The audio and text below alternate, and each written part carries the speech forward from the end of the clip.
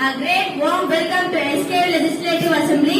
மாண்புமிகு முதல்வர் அவர்களுக்கும் சட்டமன்ற உறுப்பினர் அவர்களுக்கும் மற்றும் அமைச்சர் பெருமக்கள் அனைவருக்கும் என் இனிய வணக்கம். முதலாவதாக முதல்வர் இவ்வாண்டிற்கான திட்டங்களை கூறுவோம்.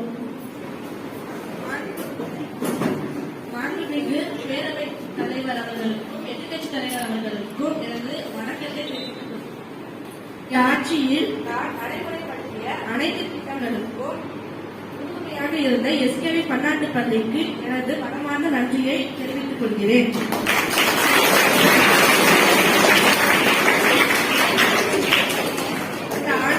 இந்த ஆண்டில் நடைமுறைப்படுத்த இருக்கும் திட்டங்கள்: முதல் திட்டம் கோணலூர் ஆரம்ப சுகாதார மையமும் SKV பன்னாட்டு பள்ளியும் இணைந்து 12 முதல் 14 வயது வரை உள்ள அனைத்து பள்ளி மாணவர்களுக்கும் கொரோனா தடுப்பூசி இன்று முதல் அளிக்கப்பட ஆரம்பிக்கிறார்கள்.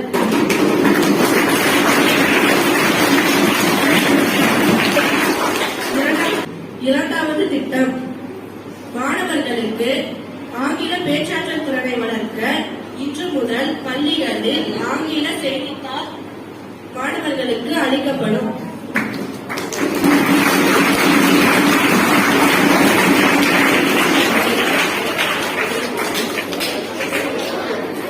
மூன்றாவது திட்டம் மாதத்தில் ஒரு சனிக்கிழமை மட்டும் நோ புக் டே கொண்டாடப்படும்.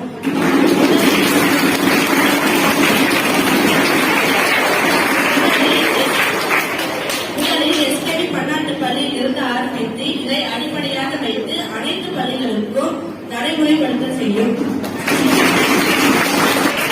அடுத்ததாக எதிர்கட்சி தலைவர் திரு முகேஷ் அவர்களின் கேள்விகளை கேட்கிறது. அவைத் தலைவர் அவர்களுக்கும் மாண்புமிகு முதலமைச்சர் அவர்களுக்கும் எனது வணக்கத்தை தெரிவித்துக் கொள்கிறேன். கொரோனா மாணவர்களுக்கு பரவாமல் நல்ல வழிகாட்டி நெறிமுறைகளை பின்பற்றி சிறப்பான முறையில் பள்ளிகளை நடத்தியதற்கு எதிர்கட்சி தலைவர் என்ற முறையில் பாராட்டுதலை தெரிவித்துக் கொள்கிறேன். மாணவர்கள் எஞ்சிய உணவை வகுப்பறையில் உள்ள குப்பை தொட்டியில் போட்டு செல்கிறார்கள். அதனால் வகுப்பறைகள் சில சமயம் சுத்தமற்றதாக காணப்படுகிறது. சில மாணவர்கள் உணவு சாப்பிட்டு கழிவறையில் போட்டு செல்கிறார்கள். இதை தடுக்க அரசு நடவடிக்கை எடுக்க வேண்டும்.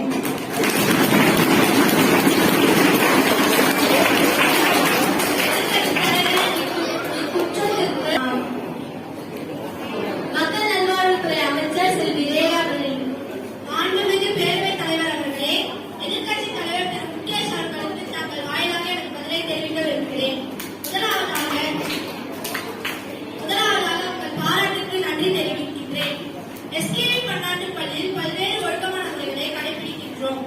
குறையில்லாத நிர்வாகம் என்று எதுவும் இல்லை. இருப்பினும் நாங்கள் எங்களது குறைகளை திருத்திக் கொள்ளவே விரும்புகிறோம். பெரும்பாலான மாணவர்கள் ஒழுக்கமான முறைகளை சரியாக கடைபிடிக்கின்றார்கள். சில மாணவர்கள் மட்டும் தங்களின் அலட்சியத்தால் தவறுகளை அறியாமல் செய்துவிடுகிறார்கள். இவற்றிற்கு நாங்கள் எங்களது விழிப்புணர்வை கண்டிப்புடன் சொல்லுவோம். மேலும் இதே போன்ற தவறுகளை செய்தால் அவர்கள் கடுமையாக தண்டிக்கப்படுவார்கள் என உறுதியளிக்கிறேன். எங்களது பள்ளியில் ஒருவர் வகுப்புகளுக்கும் ஒரு குப்பை தட்டி வைத்துள்ளோம்.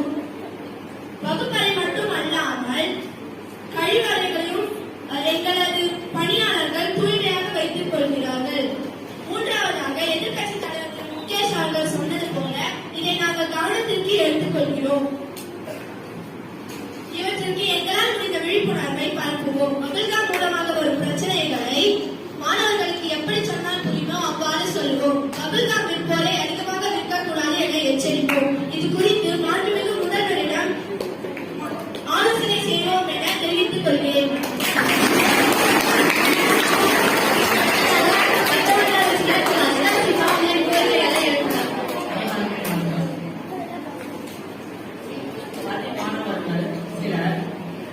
பேருந்தில் பயணிக்கும் போது தங்கள் கைகளை வெளியே நீட்டுகிறார்கள். மேலும் சில மாணவர்கள் தங்கள் பழைய குடும்பத்தை பள்ளி விளையாட்டு மைதானத்தில் கொண்டு செல்கிறார்கள். இதனை தடுக்க என்ன நடவடிக்கை நீங்கள் எடுக்கிறீர்களா?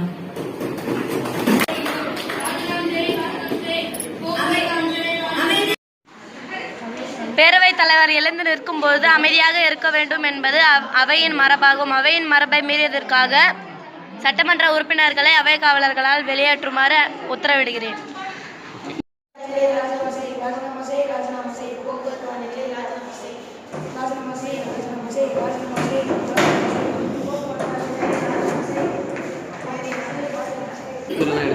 மாணவர்கள் தங்கள் அறியாமையால் கைகளை வெளியிடுகிறார்கள், சத்தம் வைத்துக் கொள்கிறார்கள். இதற்காக பள்ளியில் டிசிப்ளின் கமிட்டி ஒன்றை ஆரம்பித்து வாரம் ஒருவரை மாணவர்களுக்கு விழிப்புணர்வு கொடுத்து வருகிறோம். மாணவர்கள் பேருந்தில் குப்பை தொட்டி வைக்க முடியாது. அப்படி வைத்தால் குப்பையெல்லாம் சிதைந்துவிடும். இதற்காக பள்ளி மைதானம் தூய்மையாக இருக்கவும் மாணவர்களின் மாஸ்க் மற்றும் இதர பொருட்களை போடவும் பள்ளி மைதானத்தில் ஒரு பொது குப்பை தொட்டி அமைக்க முடிவெடுத்திருக்கிறோம்.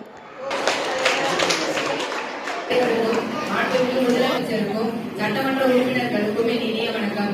கடந்த 2 வருடமாக கொரோனா ஊரடங்கில் ஆன்லைன் வழிமுறையில் கல்வி கற்றதால் மாணவர்களுக்கும் ஆசிரியர்களுக்கும் இடையே உள்ள தொடர்பு குறைந்துவிட்டது. மேலும் சில மாணவர்களுக்கு கல்வி மீது உள்ள ஆர்வமும் குறைந்துவிட்டது. இந்த ஆர்வத்தை மீட்டுக் கொண்டு வர ஆளுங்கட்சியின் ஆட்சி என்ன நடவடிக்கை மேற்கொண்டது?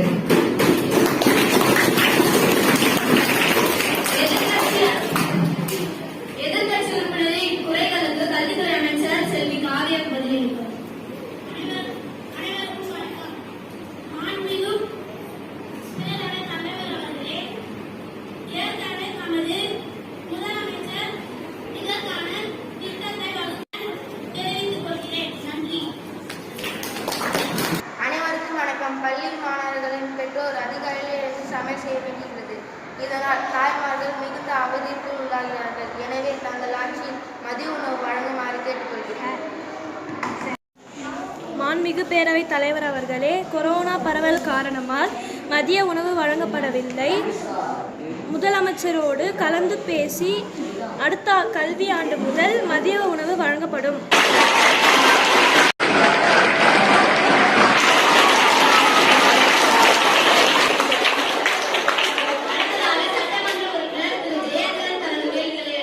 சில பள்ளிகளில் மின்சாரம் இல்லாது இருப்பதால் மாணவர்கள் அவதிப்படுகின்றார்கள்.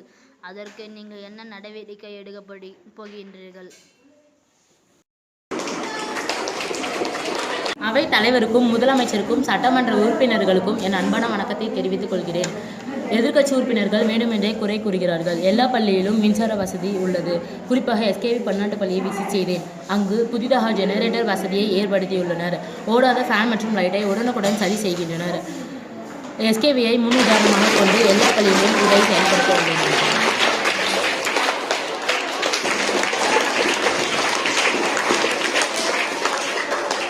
அவை நடவடிக்கைகளுக்கு ஒத்துழைப்பு தந்த மாண்புமிகு முதலமைச்சர் அவர்களுக்கும் சட்டமன்ற உறுப்பினர்களுக்கும் எதிர்க்கட்சி தலைவர் அவர்களுக்கும் நன்றி. வணக்கம்.